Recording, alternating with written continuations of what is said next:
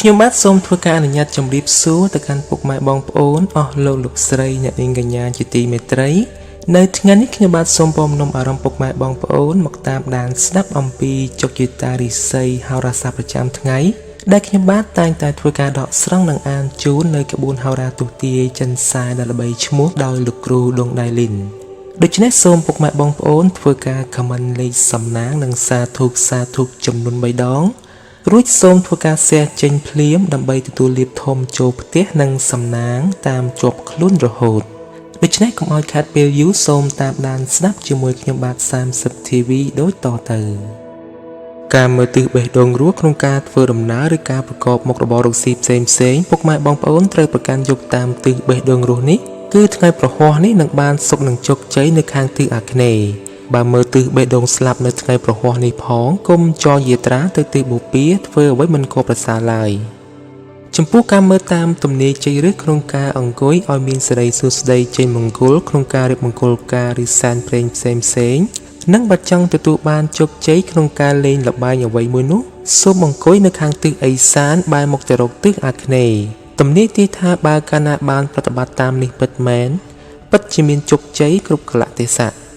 ចំពោះការមើលតាមក្បួនកក្របាតយាងក្រឡាក្នុងការចេញដំណើរពីផ្ទះប្រកបទៅដោយជោគជ័យនិងសេរីសួស្តីមួយថ្ងៃពេញនៅក្នុងថ្ងៃប្រហោះនេះពុកម៉ែបងប្អូនត្រូវដឹងម៉ោងសុកម៉ោងគ្រោះម៉ោងលៀបដូចខាងក្រោមបាទចេញដំណើរពីផ្ទះចាប់ពីម៉ោងរងាទៅដល់ម៉ោង6កន្លះព្រឹកគឺជាម៉ោងកក្របាតជាម៉ោងអន្តរាយមានន័យថាធ្វើជំនួញរកស៊ីជួញដូរផ្សេងពុកម៉ែបងប្អូនមិនគួរចេញនៅម៉ោងនេះឡើយអាចនឹងត្រូវបាត់បង់ទ្រព្យសម្បត្តិអន្តរាយជាមិនខានឬក៏មិនត្រូវបោះទុនរកស៊ីអ្វីឡើយបើចេញនៅចន្លោះម៉ោងនេះបាទចេញដំណើរពីផ្ទះចាប់ពីម៉ោង6កន្លះដល់ម៉ោង11ព្រឹកគឺជាម៉ោងយប់ព្រឹកគឺទទេគ្មានអ្វីសោះមានន័យថាមិនបានទទួលលាភអ្វីឡើយហើយក៏មិនជួបគ្រោះថ្នាក់អ្វីដែរបាទចេញដំណើរពីផ្ទះចាប់ពីម៉ោង11ព្រឹកដល់ម៉ោង2រសៀលគឺជាម៉ោង02មានន័យថាជាម៉ោងសុខសាន្តធ្វើដំណើរទៅណាមកណាគឺបានសុខល្អណាស់នៅក្នុងចន្លោះម៉ោងនេះបាទចេញដំណើរពីផ្ទះចាប់ពីម៉ោង2រសៀលដល់ម៉ោង5ល្ងាចគឺជាម៉ោង01មានន័យថាការធ្វើដំណើរឬធ្វើចំនួនផ្សេងមិនល្អឡើយគឺជាគ្រោះកាចនៅក្នុងចន្លោះម៉ោងនេះជាពិសេសមិនគួរធ្វើដំណើរឆ្ងាយឡើយហើយបើធ្វើដំណើរគួរប្រយ័ត្នចរាចរណ៍ខ្ពស់បំផុតបាទចេញដំណើរពីផ្ទះចាប់ពីល្ងាចម៉ោង5ទៅដល់ម៉ោងចូលគេងវិញគឺជាម៉ោង04នៅក្នុងចន្លោះម៉ោងនេះគឺល្អណាស់ធ្វើអ្វីនឹងទទួលបានជោគជ័យគ្មានគ្រោះថ្នាក់អ្វីអាចចូលបានឡើយគឺមានតែទទួលបាននូវលាភបរិបូរណ៍ផងដែរបាទនៅថ្ងៃប្រហោះនេះសូមធ្វើការបួងសួងឲ្យខ្លាចជាថ្ងៃលៀងគ្រោះចង្រៃសត្រូវប្រែខ្លាចជាមិត្តនិងត្រូវជាថ្ងៃនាំលាភនិងទ្រព្យសម្បត្តិឡើងខ្ពស់សម្រាប់ឆ្នាំទាំង12នេះបាទជាបន្តសូមពុកម៉ែបងប្អូនតាមដានស្ដាប់នៅរិស័យឆ្នាំទាំង12ជាមួយ30 TV Channel យើងខ្ញុំដូចតទៅឆ្នាំជូតកណ្ដុរនាំលាភនាំជ័យនាំសុភមង្គលប្រាថ្នាអ្វីគឺតែងបានសម្រេចហើយអនាគតក្លាយជាអ្នកមានយស័ក្តិខ្ពង់ខ្ពស់ម៉ោងនៃលាភសំណាងគឺម៉ោង5ព្រឹកដល់ម៉ោង8យប់ពណ៌នៃលាភសំណាងគឺពណ៌សនិងលឿងលេខនៃលាភសំណាងគឺលេខ48និងលេខ59សូមខមមិនលេខ168យកលាភសម្បត្តិមហាសេដ្ឋី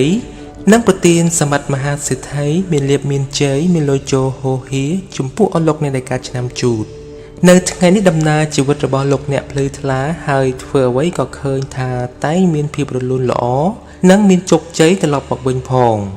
សម្រាប់កិច្ចការងារវិញឃើញថាមានការចម្រើនលូតលាស់ច្រើនរឿងពិសេសធ្វើតិចទទួលបានផលច្រើនទៀតផងសម្រាប់អ្នកប្រកបរបររកស៊ីជួញដូរបើចង់បោះទុនតូចធំមិនទាស់ខុសអ្វីទេតែយ៉ាងណាត្រូវចេះពិនិត្យឲ្យបានគ្រប់ជ្រុងជ្រោយទើបមិនត្រូវអាសាបងប្រាក់កាសដោយប្រការណាមួយចំណែកឯបញ្ហាសេចក្តីស្នេហាកំឡោះក្រមុំមានការស្រស់ស្រួលនិងផ្អែមល្ហែមល្អប្រពៃឆ្នាំឆ្លូវគោនាំលាភឧបរាជចិញ្ចឹមជួបតែរឿងល្អក្នុងជីវិតមានលាភមានសំណាងជួបតែមនុស្សជួយជ្រោមជ្រែងសម្រាប់រាល់ក្តីបំណងម៉ោងនៃលាភសំណាងគឺម៉ោង6ព្រឹកដល់ម៉ោង6ល្ងាចពណ៌នៃលាភសំណាងគឺពណ៌សនិងក្រហមលេខនៃលាភសំណាងគឺលេខ11និងលេខ61សូមខមមិនលេខ777យកលាភសម្បត្តិអភិជនលុយស្ដុកស្ដំនិងប្រទានសម្បត្តិមហាសេដ្ឋីមានលាភមានជ័យមានលុយចូលហូហៀចំពោះអស់លោកអ្នកដែលកាត់ឆ្នាំឆ្លូវនៅថ្ងៃនេះបើលោកអ្នកចង់ពឹងពាក់ឬខ្ចីរបស់អ្វីមួយពីអ្នកដទៃគឺតែងសម្រេចជោគជ័យផងក្រៅពីនេះបើលោកអ្នកប្រកបកិច្ចការអ្វីមួយគឺតែងមានក្រុមមនុស្សតាមជួយជ្រោមជ្រែងធ្វើឲ្យរួចចាក់ផុតពីគ្រាលំបាកទាំងពួងផង ចំពោះអ្នកប្រកបរបររកស៊ីជួញដូរវិញមានការចម្រើនលូតលាស់ទៅមុខដូច្នេះជាឱកាសល្អច្រើនក្នុងការផ្លាស់ប្ដូរមុខរបរឬបើកធ្វើចំនួនតូចធំចំណុចឯការធ្វើដំណើរទីជិតឆ្ងាយគឺតែងជួបសេចក្តីសុខសេមសានដូចសពមួយដងរីឯសម្ព័ន្ធស្នេហាកំឡោះក្រមុំគឺមានភាពយកចិត្តទុកដាក់និងផ្អែមល្ហែមល្អចំពោះគ្នាឆ្នាំខាលខ្លាមានបារមីដែលចេះមានអំណាចមានមនុស្សតាមជួយជ្រោមជ្រែងការងារតូចធំដើម្បីឲ្យអនាគតអ្នកបានក្លាយជាមនុស្សមានសម្បត្តិមហាសាលម៉ោងនៃលាភសំណាងគឺម៉ោង5ព្រឹកដល់ម៉ោង6ល្ងាចពណ៌នៃលាភសំណាងគឺពណ៌សនិងផ្កាឈូកលេខនៃលាភសំណាងគឺលេខ21និងលេខ82សូមខមមិនលេខ888យកលាភសម្បត្តិអភិជននិងប្រទានសម្បត្តិមហាសិទ្ធិមានលាភមានជ័យមានលុយចូលហូហៀមិនខ្វះចាយឡើយចំពោះអស់លោកអ្នកដែលកើតឆ្នាំខាលនៅថ្ងៃនេះទូលោកអ្នកប្រកបកិច្ចការអ្វីក៏ដោយក៏អាចចាប់ផ្ដើមពេញដៃពេញជើងបានហើយគឺតែងសម្រេចជោគជ័យគួរសមផងក្រៅពីនេះទាំងបញ្ហាសុខភាពនិងប្រាក់កាសមិនចោទជាបញ្ហានោះទេនិងបើមានការឈ្មោះឈ្មោលគឺតែងជួបសេចក្តីសម្រេចដោយគោលបំណងសម្រាប់អ្នកប្រកបរបររកស៊ីជួញដូរបើចង់បោះទុនតូចធំមិនទាស់ខុសអ្វីទេតែយ៉ាងណាត្រូវចេះពិនិត្យឲ្យបានគ្រប់ជ្រុងជ្រោយទើបមិនត្រូវអាសាបង់ប្រាក់កាសដោយប្រការណាមួយចំណែកឯបញ្ហាសេចក្តីស្នេហាកំឡោះក្រមុំមានការស្រស់ស្រួលនិងផ្អែមល្ហែមល្អប្រពៃឆ្នាំថោះទុនសាយមាសសិទ្ធិចិញ្ចឹមមានប្រាជ្ញាឆ្លៀសវៃមានកំណត់ភ្លឺថ្លាហើយអនាគតវិញនោះខ្លាចជាអ្នកមានទ្រព្យស្រុកស្ដំម៉ោងនៃលាភសំណាងគឺម៉ោង7ព្រឹកដល់ម៉ោង7ល្ងាចពណ៌នៃលាភសំណាងគឺពណ៌ទឹកក្រូចនិងពណ៌សលេខនៃលាភសំណាងគឺលេខ77និងលេខ89សូមខមមិនលេខ779យកលាភសម្បត្តិអ្នកមានជាន់ខ្ពស់និងប្រទានលាភធំចូលផ្ទះលុយកាក់មាសប្រាក់មិនខ្វះចាយឡើយចំពោះអស់លោកអ្នកដែលកើតឆ្នាំថោះថ្ងៃនេះយាអូនបានងើបខ្ពស់ដូចនេះជាឱកាសល្អច្រើនសម្រាប់លោកអ្នកចង់ពង្រីកការងារអ្វីមួយពីព្រោះតែងហុចផលល្អចូលមកច្រើនជាងអាក្រក់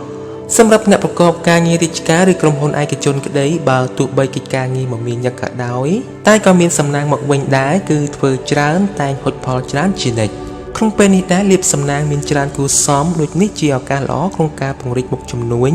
ព្រោះថាផ្លែផ្កាគឺតែងហុចមកវិញឃើញថាអាចឆ្លើយតបគួរជាទីពេញចិត្តតែយ៉ាងណាលោកអ្នកឲ្យប្រយ័ត្នគ្រោះចាញ់បោកគេព្រោះក៏មានខ្ពស់ផងរីឯបញ្ហាសម្ព័ន្ធស្នេហាកំឡោះក្រមុំលោកអ្នកមិនគប្បីលងលក់តែក្នុងរឿងសេចក្តីស្នេហាកោរបៀបដែលនាំឲ្យខូចអនាគតដោយប្រការណាមួយឆ្នាំរោងពស់នាគរាជមន្ត្រីចិញ្ចឹមធ្វើកិច្ចការអ្វីមួយអ្នកតែងមានកំណត់ជ្រះថ្លាហើយបើប្រាថ្នាអ្វីគឺតែងបានសម្រេចបើធ្វើការតូចធំវិញនោះមានតែអ្នកគាំទ្រទំនុកបំរុងសពគ្រប់បែបយ៉ាងម៉ោងនៃលាភសំណាងគឺម៉ោង4ព្រឹកដល់ម៉ោង7ល្ងាចពណ៌នៃលាភសំណាងគឺពណ៌បៃតងនិងក្រហមលេខនៃលាភសំណាងគឺលេខ77និងលេខ99សូមខមមិនលេខ168យកលាភសម្បត្តិសំពៅលួងនៅក្នុងថ្ងៃនេះនឹងប្រទានសម្បត្តិមហាសិទ្ធិមានលាភមានជ័យមានលុយចូលហូហៀចំពោះអស់លោកអ្នកដែលកើតឆ្នាំរោងនៅថ្ងៃនេះបើទោះបីដួងឫស្សីស្រុតចូលក៏ពិតមែនប៉ុន្តែបើការប្រកបកិច្ចការងារលោកអ្នកមានការពុះពៀនិងខិតខំប្រឹងប្រែងនោះគឺនឹងសម្រេចជោគជ័យត្រឡប់មកវិញផងដែរចំណែកឯការរស់នៅវិញក៏ដូចនេះដែរលោកអ្នកមិនគប្បីចាប់កំហុសឬរិះគន់អ្នកដទៃច្រើនឡើយប្រយ័ត្នឥតការអីសោះនាំគេមកគុំគួនហើយជួបផលលំបាកដល់អាត្មាខ្លួននៅគ្រាក្រោយសម្រាប់បើជាអ្នកប្រកបមុខរបររកស៊ីជួញដូរវិញការជួយទីចិត្តឆ្ងាយគឺមិនហុចផ្លែផ្កាដូចជាទីគប់ចិត្តទេឬអាចនិយាយបានថាគ្រាន់មួយទប់ទល់ចាយវាយរីឯបញ្ហាសេចក្តីស្នេហាប្រុសស្រីវិញនោះមានការបង្ករឿងឥតហេតុផលច្រើនព្រោះតែមានការមិនសូវទុកចិត្តគ្នាទៅវិញទៅមកឆ្នាំម្សាញ់ពស់ទេវតាចិញ្ចឹមធ្វើកិច្ចការអ្វីមួយអ្នកតែងមានកំណត់ជ្រះថ្លានិងប្រាថ្នាអ្វីគឺតែងបានសម្រេចហើយធ្វើការតូចធំមានតែអ្នកគាំទ្រនិងទំនុកបំរុងសពគ្រប់បែបយ៉ាងម៉ោងនៃលាភសំណាងគឺម៉ោង4ព្រឹកដល់ម៉ោង9យប់ពណ៌នៃលាភសំណាងគឺពណ៌ខ្មៅនិងសលេខនៃលាភសំណាងគឺលេខ69និងលេខ99សូមខមមិនលេខ168យកលាភសម្បត្តិសំពៅលួងនិងប្រទានសម្បត្តិមហាសិទ្ធិមានលាភមានជ័យមានលុយចូលហូហៀចំពោះអស់លោកអ្នកដែលកើតឆ្នាំម្សាញ់នៅថ្ងៃនេះលោកអ្នកបានសម្រេចចិត្តអ្វីក៏បីមានការប្រយ័ត្នប្រយែងពីព្រោះផលមិនល្អនោះក៏មានចំពោះមុខច្រើនសម្រាប់លោកអ្នកជាអ្នកប្រកបមុខរបររកស៊ីជួញដូរវិញគឺមានការទិញចូលលក់ចេញគ្រាន់បើតែយ៉ាងណាលោកអ្នកតតែខិតខំខ្លាំងទើបទទួលជោគជ័យចំនួនធំទាំងនោះទៅរួច រីឯការធ្វើដំណើរចេញក្រៅផ្ទះលោកអ្នកចូលប្រយ័ត្នការមានចំនួនវិវាទសម្ដីបន្តិចបន្តួចដោយសារការមិនចុះសម្រុងគ្នាឬការប្រឆាំងគ្នាដោយប្រការណាមួយកើតឡើងជាមួយមនុស្សនៅជុំវិញខ្លួនអ្នកចំណែកឯបញ្ហាស្នេហាកំឡោះក្រមុំឬពោះម៉ាយមេម៉ាយក្តីគឺមានដំណើរថយក្រោយចូលប្រយ័ត្នចំនួនវិវាទឈានដល់ការបែកបាក់ឆ្នាំមមីសេះនំលៀបនំជ័យនំសុភមង្គលប្រាថ្នាអ្វីគឺតែងបានសម្រេចហើយអនាគតពេលនោះខ្លាចជាអ្នកមានទ្រព្យស្រុកស្នំនិងយុស័ក្តិខ្ពង់ខ្ពស់ម៉ោងនៃលៀបសំណាងគឺម៉ោង8ព្រឹកដល់ម៉ោង10យប់ពណ៌នៃលៀបសំណាងគឺពណ៌ប្រផេះនិងបៃតងលេខនៃលៀបសំណាងគឺលេខ20និងលេខ66សូមខមមិនលេខ999យកលៀបសម្បត្តិអុកញ៉ានៅក្នុងថ្ងៃនេះនឹងប្រទានសម្បត្តិមហាសិទ្ធិមានលៀបមានជ័យមានលុយជោហូហៀចំពោះអស់លោកអ្នកដែលកាត់ឆ្នាំមមីនៅថ្ងៃនេះដោយសារជាអនឡើងខ្ពស់ដូចនេះផ្ដល់ផលល្អសម្រាប់លោកអ្នកបំពេញការងារផ្នែកប្រាក់កាសឬការធ្វើកិច្ចសន្យាអ្វីមួយផងឯការរស់នៅវិញគឺមានភាពសុខដុមនិងកំពុងស្រុះស្រួលគ្នាប្រសើរគួរសមចំពោះអ្នកប្រកបមុខរបររកស៊ីជួញដូរទោះចង់ចេញធ្វើចំនួនទីចិត្តឆ្ងាយគឺផលកម្រៃតែងហុចមកវិញគួរសមផងដែរប៉ុន្តែយ៉ាងណាប្រកាសកាន់នៅដៃមិនសូវជាប់ទេតែងហូរធ្លាយចេញទៅវិញអស់ពុំឃើញសេះសល់ឡើយការធ្វើដំណើរទីចិត្តឆ្ងាយជួបសេចក្តីសុខសែមសាន្តទាំងពេលទៅនិងត្រឡប់មកវិញរីឯបញ្ហាសេចក្តីស្នេហាកំឡោះក្រមុំបើចង់ធ្វើការជ្រើសរើសគូស្រករតែងជប់គូព្រេងពិតដោយសេចក្តីប្រាថ្នាឆ្នាំមមេប្រពេមាសមានបារមីដែលជះមានអំណាចមានមនុស្សតាមជួយជ្រោមជ្រែងការងារទុច្ចធំដើម្បីឲ្យអនាគតអ្នកបានក្លាយជាអ្នកមានសម្បត្តិមហាសាលម៉ោងនៃលៀបសំណាងគឺម៉ោង6ព្រឹកដល់ម៉ោង8យប់ពណ៌នៃលៀបសំណាងគឺពណ៌ខ្មៅនិងស្វាយលេខនៃលៀបសំណាងគឺលេខ19និងលេខ29សូមខមមិនលេខ555យកលៀបសម្បត្តិទេវតាទ្រព្យមានប្រាក់កែវកងនៅក្នុងថ្ងៃនេះនឹងប្រទានសម្បត្តិមហាសិទ្ធិមានលៀបមានជ័យមានលុយជោហូហៀចំពោះអស់លោកអ្នកដែលកាត់ឆ្នាំមមែនៅថ្ងៃនេះប្រផលល្អណាស់សម្រាប់ទំនាក់ទំនងការងារឬរៀបចំពិធីអ្វីមួយផងចំពោះអ្នកប្រកបរបររកស៊ីជួញដូរវិញបើលោកអ្នកចង់បើកហាងថ្មីឬផ្លាស់ប្ដូរមុខរបរថ្មីគឺជាឱកាសល្អប្រពៃមួយដែរព្រោះអាចមានការជឿនលឿនគ្រាន់គួរសម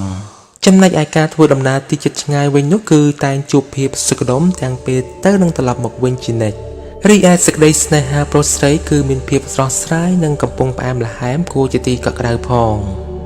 ឆ្នាំមកស្វាមន្ត្រីចិញ្ចឹមនាំលៀបនាំជ័យនាំសុភមង្គលប្រាថ្នាអ្វីគឺតែងបានសម្រេចហើយអនាគតវិញនេះខ្លាចជាអ្នកមានទ្រព្យស្រុកស្ដំនិងយុស័ក្តិខ្ពង់ខ្ពស់ម៉ោងនៃលៀបសំណាងគឺម៉ោង5ព្រឹកដល់ម៉ោង6ល្ងាចពណ៌នៃលៀបសំណាងគឺពណ៌សនិងខ្មៅលេខនៃលៀបសំណាងគឺលេខ1និងលេខ69សូមខមមិនលេខ999យកលៀបសម្បត្តិអភិជននៅក្នុងថ្ងៃនេះនឹងប្រទានសម្បត្តិមហាសិទ្ធិមានលៀបមានជ័យមានលុយជោហូហៀចំពោះអស់លោកអ្នកដែលកាត់ឆ្នាំវោកនៅថ្ងៃនេះលោកអ្នកចូលប្រយ័ត្នការមានចំនួនវិវាទសម្ដីបន្តិចបន្តួចដោយសារការមិនចុះសម្រុងគ្នាឬការប្រឆាំងគ្នាទាំងនៅផ្ទះសម្បែងឬនៅផ្នែកខាងក្រៅដោយប្រការណាមួយកាត់ឡើងចំពោះការប្រកបការងារវិញនៅក្នុងថ្ងៃនេះលោកអ្នកធ្វើអ្វីក៏ដោយគឺជារឿយពុំសូវដំណើរការបានស្រួលទេព្រោះតែងមានរឿងរ៉ាវមកយាយីអុកលុកជានិច្ចរីឯការប្រកបការងាររកស៊ីជួញដូរវិញនោះនៅក្នុងថ្ងៃនេះដែរគឺជួបផលលំបាកក្នុងការរកផលចំណូលណាស់ហើយការជួញទីចិត្តឆ្ងាយទៀតសោតជួបតែភាពរកាំរកូសនិងក្រុមបាបមិត្តតាមឈ្នានីសព្យាបាទលោកអ្នកមិនតិចឡើយរីឯបញ្ហាស្នេហាកំឡោះក្រមុំបើចង់ធ្វើការជ្រើសរើសគូស្រករគឺពុំសូវល្អទេព្រោះច្រើនជួបគូកម្មច្រើនជាងគូព្រេងឆ្នាំរកាមន់នំលៀបឧបរាជចិញ្ចឹមគឺមានលៀបមានជ័យណាស់មានមនុស្សម្នាជាច្រើននាំគ្នាស្រឡាញ់រាប់អានសាទរម៉ោងនៃលៀបសំណាងគឺម៉ោង4ព្រឹកដល់ម៉ោង9យប់ពណ៌នៃលៀបសំណាងគឺពណ៌ខ្មៅនិងសលេខនៃលៀបសំណាងគឺលេខ69និងលេខ99សូមខមមិនលេខ899យកលៀបសម្បត្តិកហបតីជាន់ខ្ពស់នៅក្នុងថ្ងៃនេះនឹងប្រទានសម្បត្តិមហាសិទ្ធិមានលៀបមានជ័យមានលុយជោហូហៀចំពោះអស់លោកអ្នកដែលកាត់ឆ្នាំរកានៅថ្ងៃនេះឃើញថាដំណើរជីវិតរបស់លោកអ្នកមិនល្អប្រសើរទេហេតុនេះបើឃើញស្ថានភាពណាមួយមិនល្អក៏បីជាឲ្យឆ្ងាយហើយដាច់ខាតមិនត្រូវធ្វើចេះដឹងរឿងអ្នកដទៃពេកឡើយមិនដូច្នេះប្រយ័ត្នបានគ្រោះភ័យមកវិញសម្រាប់លោកអ្នកប្រកបរបររកស៊ីជួញដូរក៏បីមានការប្រយ័ត្នប្រយែងក្រុមមនុស្សសម្ដីផ្អែមល្ហែមតែសម្បកក្រៅប៉ុន្តែខាងក្នុងវិញដូចផ្លែល្វាចាំតែឆ្លៀតឱកាសដើម្បីដណ្ដើមផលប្រយោជន៍អ្វីមួយពីអ្នកចំណែកឯការធ្វើដំណើរទីជិតឆ្ងាយគឺជួបភាពសុខដុមរិះសពម្ដងទេរីឯសម្ព័ន្ធស្នេហាកំឡោះក្រមុំវិញហាក់ដូចជាធ្លាក់ទាបចុះហ ហើយមានការប្រឆាំងគ្នាច្រើនទៀតផងឆ្នាំចសនៈនោមលៀបអុកញ៉ាចិញ្ចឹមគឺមានសំណាងឈ្នះអស់មានសត្រូវហើយប្រាថ្នាអ្វីគឺតែងបានសម្រេចនឹងអនាគតបានក្លាយជាសេដ្ឋីកាបតីឬក៏អភិជនជាន់ខ្ពស់ទៀតផង